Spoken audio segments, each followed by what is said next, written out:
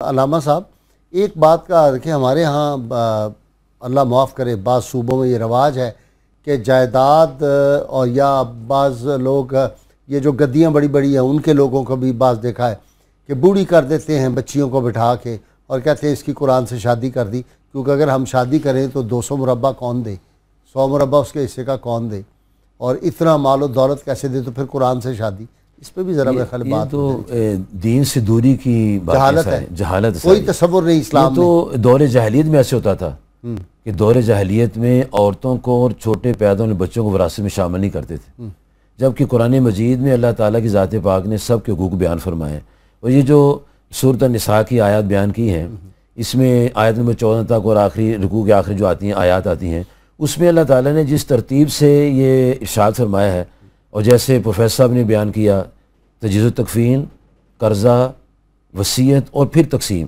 اس میں صحابہ کرام سے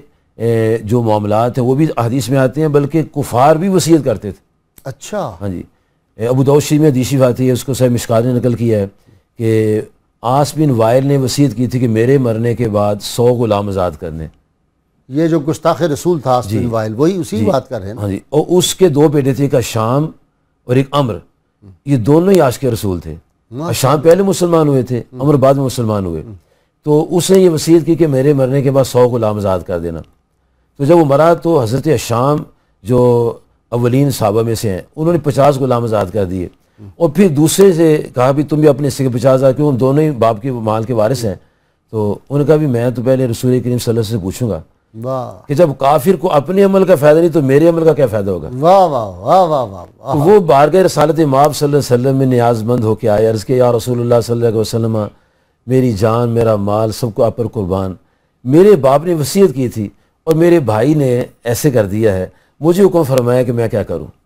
تو پیارے نبی کریم صلی اللہ علیہ وسلم، لو کانا مسلمہ، اگر وہ مسلمان ہوتا، اگر تیرا باپ مسلمان ہوتا تو صدقہ کرتا، غلام آزاد کرتا یا حج کرتا، تیرے باپ کو نفع پہنچتا۔